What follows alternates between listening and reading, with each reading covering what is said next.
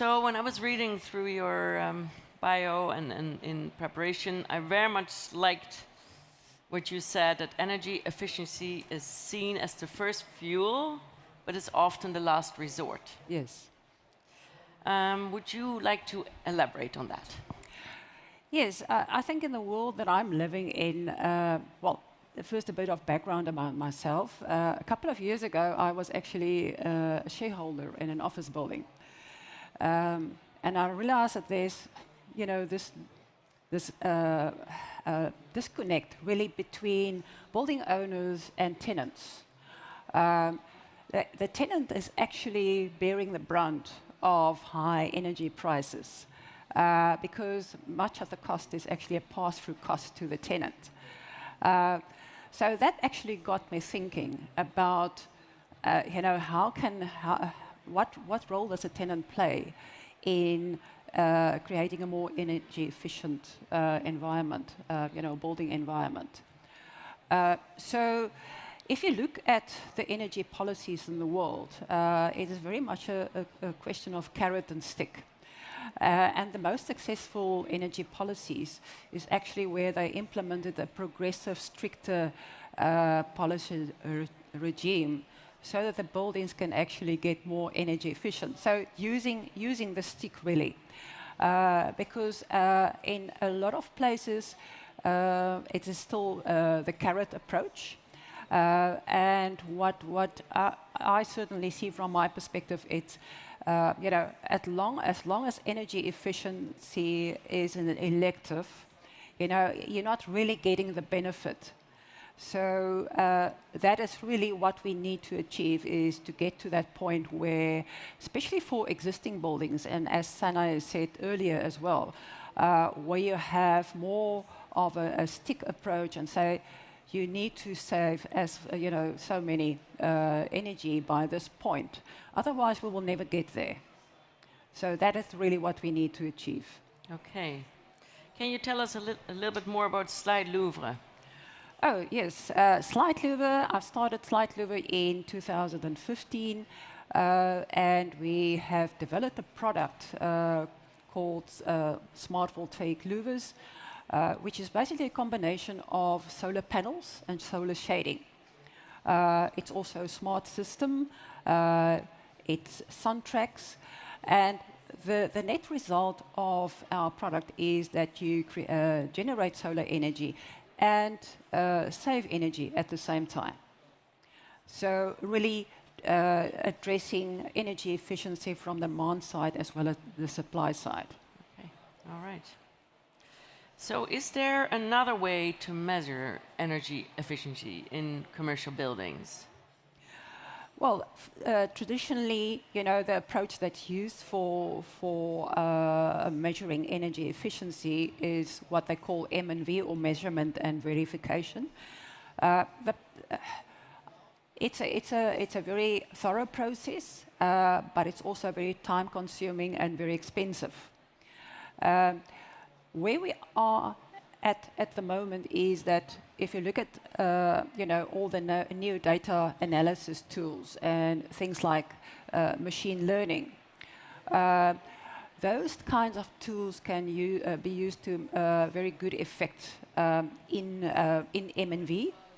And it also speeds up the process of doing M&V because a lot of those, you know, you can save a lot on manpower, really, if you employ those tools in the traditional M&V process. And I think the other very important benefit of that is that you are actually getting a better model at the end of the day, because the normal M&V process creates a static data set, whereas when you look at data analytics and machine learning, that's more of a dynamic type of model that you create, and that can give you repeatability and extra. It can also be extrapolated to other buildings. So I think it's much more flexible, and I think that's really what we're lacking for existing buildings. And if you look at the compare new buildings with existing buildings, in a new building, it is fairly easy because nowadays they create digital twins, from the start. In existing buildings, not so easy, and that needs to be created. But I was qualified in data analytics a long time ago, but I think that's really the beauty of using, the new tools in it, so that you can actually get that benefit also for existing buildings. Okay, yeah, no, because that was actually going to be my next question. Are you using AI already in your efficiency programs? Because I think that is the next step. Yeah. AI, not so much where we are at the moment. I think what we would focus on is machine learning, because when we start working with new clients, when retrofitting for our product onto a building, the first question is, okay, so what is the baseline now? We need to create a baseline now for so that we know what benefit our product can bring to you. And I've been working with the National University of Singapore. They have developed a tool that you can actually use to a good effect in doing that. So there's various tools available that you can do this with. But I think for the moment we will employ that method. Go with machine learning and see how it goes. I'm not too sure whether AI can play a role at the moment, but we'll probably get there in a while. Okay. So you have a systems approach to energy efficiency. Yes. Would you like to elaborate on that a little bit?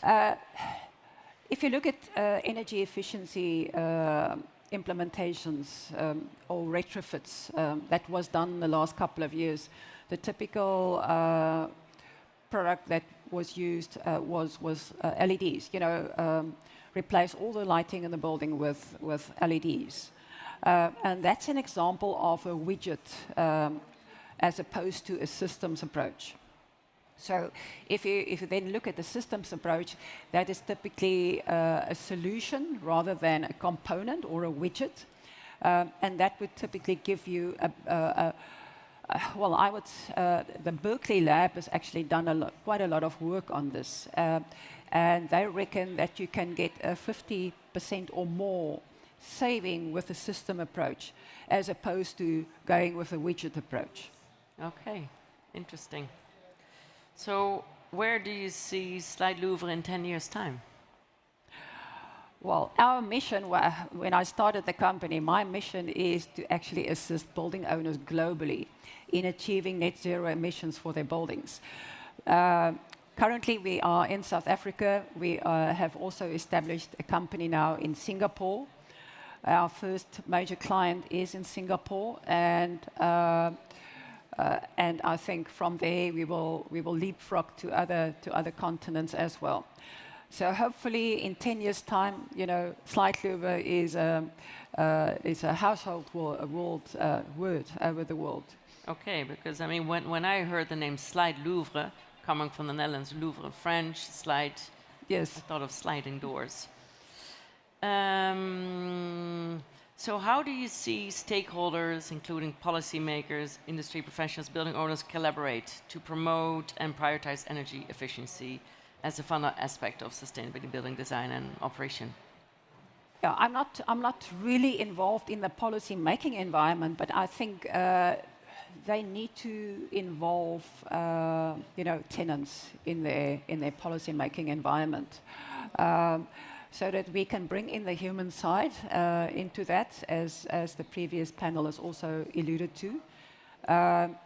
Because currently it's very much focused on the structure itself and not so much taking into account, the whole living organism that the building really is.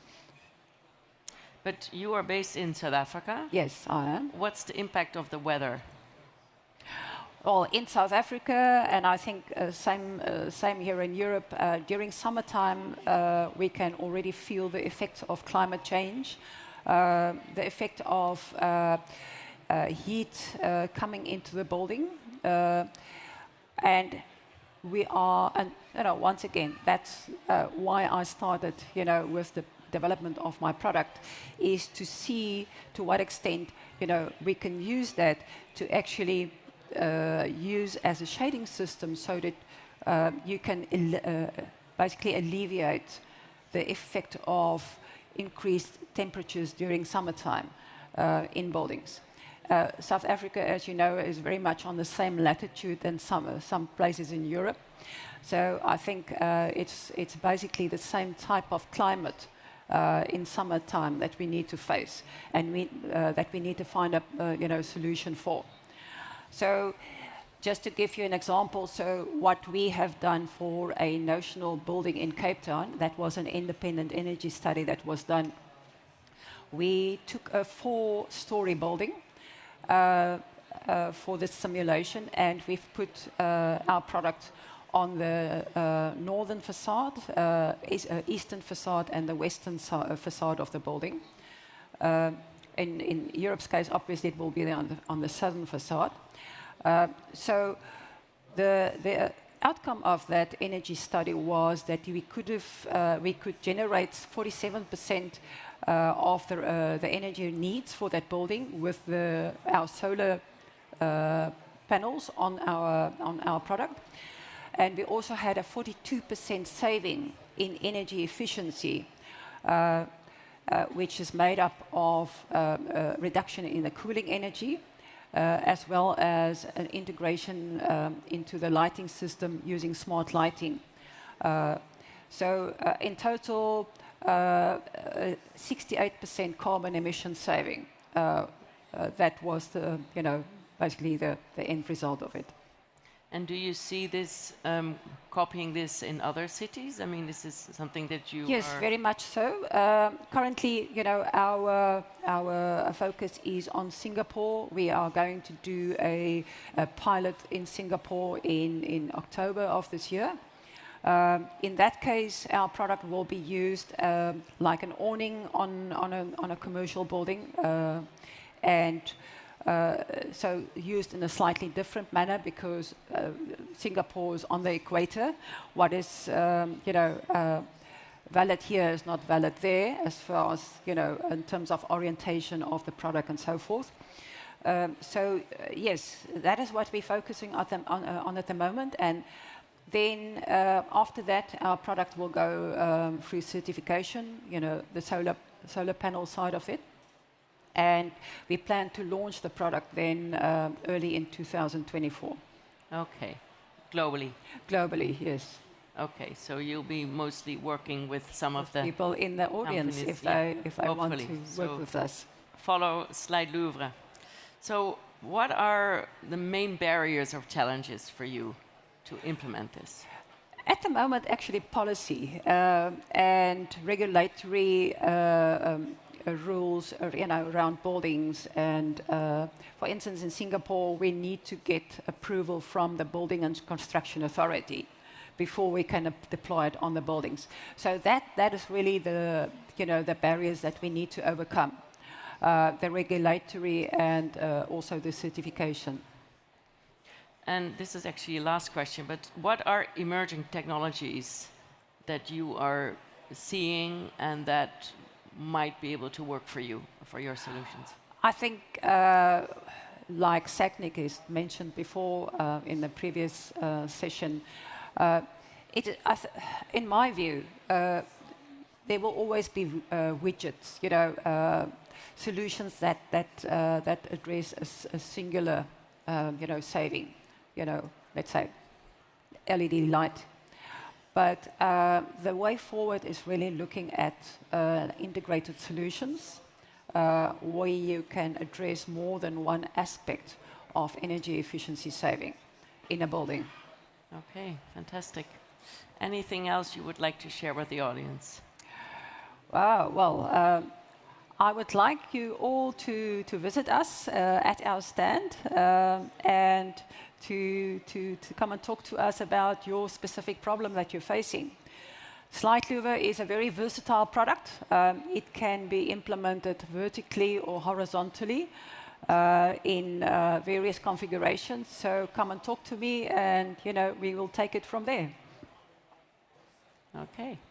Well, I want to thank you. Thank you so much for having me.